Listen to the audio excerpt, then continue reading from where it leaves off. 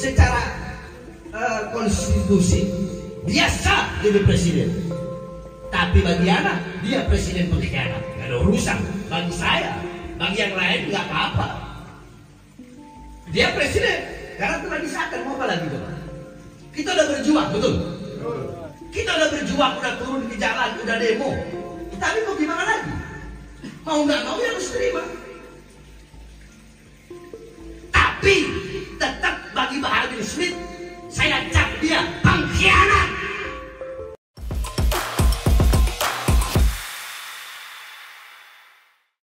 Bahar bin Smith, pendakwah yang dikenal dengan gaya bicara keras dan penampilan mencolok dengan rambut pirangnya, kembali mengeluarkan pernyataan yang mengejutkan publik. Dalam sebuah video yang viral di platform X, dia menyebut Prabowo Subianto sebagai presiden pengkhianat. Ini adalah pernyataan yang sangat keras, padahal Bahar sebelumnya lebih banyak diam setelah mengalami masa-masa sulit akibat ulahnya menyebarkan kabar bohong yang membuatnya mendekam di penjara. Pernyataan Bahar kali ini terfokus pada pengkhianatan yang dilakukan Prabowo terhadap ulama dan pendukungnya dalam pemilihan presiden sebelumnya tahun 2019.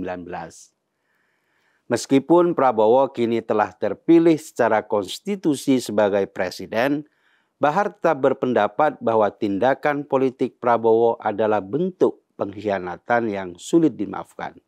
Kalau ditanya pendapat ana, Prabowo dulu khianati ulama.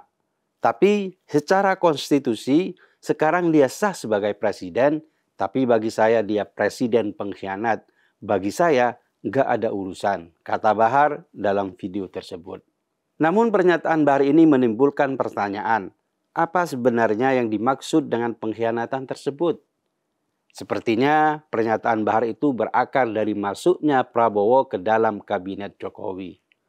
Dukungan dari Jokowi ke Prabowo yang mengantarkannya menjadi presiden seharusnya bisa dilihat sebagai langkah strategis dalam politik.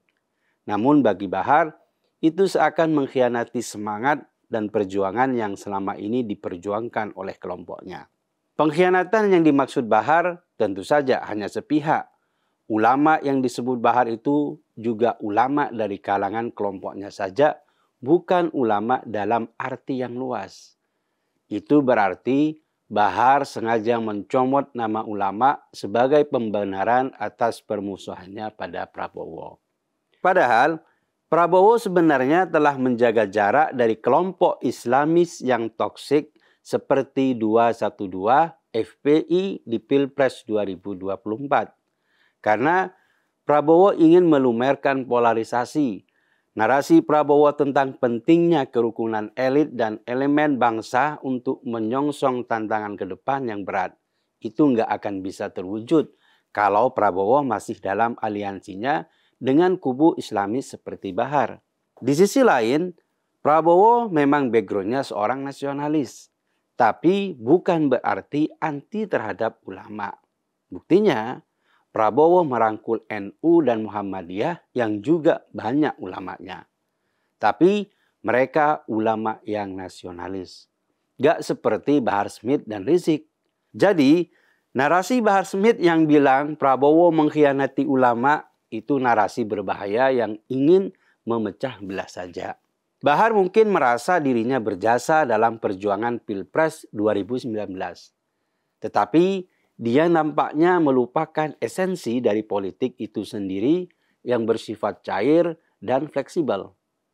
Dalam dunia politik, perubahan dan adaptasi adalah hal yang wajar. Jika kemudian Prabowo bergabung dengan pemerintahan Jokowi dan akhirnya terpilih sebagai presiden, sulit diterima nalar jika itu dianggap sebagai pengkhianatan. Ini adalah keputusan yang harus diambil dalam konteks politik yang lebih besar dan kompleks. Reaksi netizen terhadap pernyataan Bahar sangat beragam. Banyak yang mempertanyakan mengapa Bahar masih terus mengulangi omongannya di tengah situasi politik yang kian dinamis dan penuh kompromi. Bahar sebagai salah satu pemilih tentu memiliki hak untuk menyuarakan ketidakpuasannya terhadap Prabowo. Namun, perlu diingat bahwa politik tidak selamanya hitam putih. keputusan-keputusan politik seringkali melibatkan banyak pertimbangan yang mungkin tidak mudah dipahami oleh semua orang. Ada juga netizen yang menganggap pernyataan Bahar sudah tidak relevan lagi. Mereka berpendapat bahwa fokus Bahar seharusnya bukan pada masa lalu, melainkan pada langkah-langkah konkret yang dapat diambil oleh presiden yang baru. Dia sudah terpilih, sekarang saatnya memberi kesempatan, kata salah satu netizen. Ini adalah pandangan yang patut diperhatikan. Masyarakat kini lebih membutuhkan aksi dan program yang nyata untuk memajukan bangsa ketimbang hanya memperdebatkan langkah-langkah politik yang sudah diambil di masa lalu. Bahar memang dikenal sebagai sosok yang kontroversial. Track record Bahar tidak lepas dari banyaknya kontroversi yang dilakukannya. Dia dikenal tidak hanya karena kata-katanya yang tajam, yang kerap mencaci orang lain, tetapi juga karena tindakan-tindakannya yang seringkali berujung pada masalah. Bahar pernah terlibat dalam insiden penganiayaan remaja hanya karena si remaja itu meniru gayanya. Tindakan ini menunjukkan betapa karakternya yang suka nyinyir dan menyerang siapa saja itu jelas sangat membahayakan. Pernyataan Bahar itu mencerminkan gejolak emosi yang masih ada dari masa Pilpres yang penuh ketegangan sebelumnya. Dia terlihat terlalu serius dalam menanggapi fenomena politik, seolah-olah dia adalah penentu arah politik yang tak dapat tergantikan. Padahal Bahar juga bukan siapa-siapa dalam konteks politik Indonesia yang lebih luas dan tidak memiliki pengaruh besar dalam arah kebijakan negara. Bisa jadi Bahar mengekspresikan kekecewaannya dengan lantang karena motif tertentu, seperti menginginkan posisi strategis dalam pemerintahan Prabowo. Oleh sebab itu, dia menyoroti perjuangan para pendukung Prabowo yang pernah melakukan demonstrasi dan berjuang di jalanan saat Pilpres sebelumnya. Bahar ingin mengingatkan Prabowo terhadap jasa yang pernah dilakukannya. Meskipun jasanya itu tidak cukup kuat untuk dihitung sebagai kontribusi penting dalam konteks politik yang lebih luas. Selain itu, Bahar juga perlu merenungkan bahwa dalam konteks kepemimpinan, seorang pemimpin harus mampu menjalin komunikasi yang baik dengan semua pihak. Tindakan Prabowo yang merapat ke Jokowi sebenarnya bisa dipahami sebagai upaya membangun persatuan dan mengurangi polarisasi politik. Sejatinya, politik adalah tentang kompromi dan kolaborasi. Bahar dengan retorikanya yang sinis tidak bisa menghadirkan masukan yang lebih konstruktif. Akibatnya, dia terus terjebak dalam pola pikir yang menganggap segala sesuatu di luar keinginannya sebagai pengkhianatan.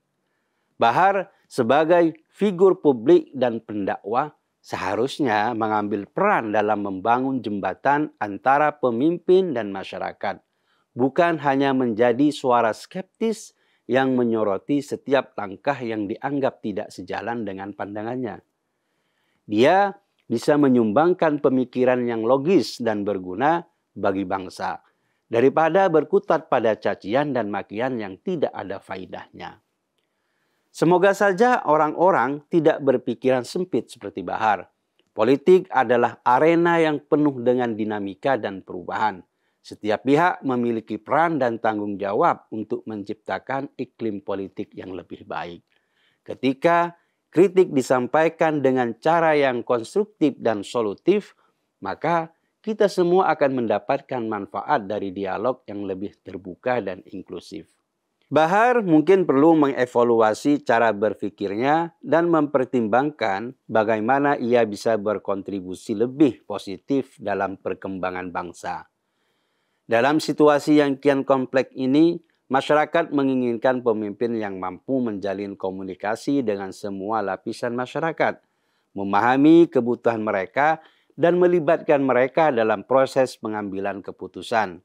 Bahar, dengan segala pengaruh yang dia miliki sebagai pendakwah, seharusnya berusaha untuk mendukung terciptanya dialog yang konstruktif, alih-alih hanya menjadi pengkritik yang mengedepankan polaritas. Lebih penting dari itu adalah bagaimana caranya dia bisa menjadi manusia yang bermanfaat bagi sesama. Belajar menjadi manusia yang sebenarnya.